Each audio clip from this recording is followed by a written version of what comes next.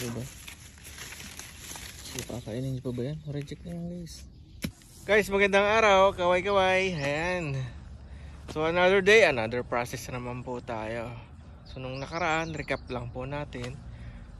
Tayo ay nagbawas ng mga bunga. And then, naglagay tayo ng tinatawag na gibberellin, yung paste na nilalagay sa pinakatangkay ng peras natin. And then, ngayon, ito yung pinakahuli naming peras.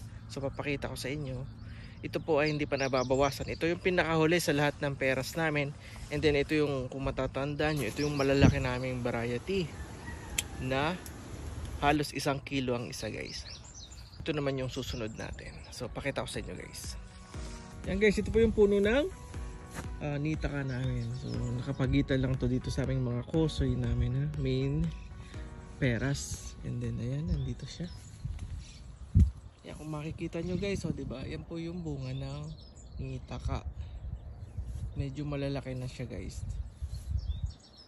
Pagbabawas ito ay halos same pa rin. Kailangan nyo lang yung mabilog na medyo pahaba.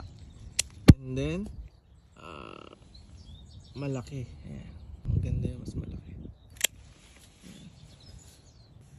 Medyo malimit pa yung bunga nito kasi 2 to 3 times itong binabawasan kasi marami itong nagiging reject, nanlalaglag, kaya mas maganda sa unang bawasan ito ay medyo marami pa, unlike dun sa iba namin peras maraming nasisira or maraming nanlalaglag. So ganun lang po guys.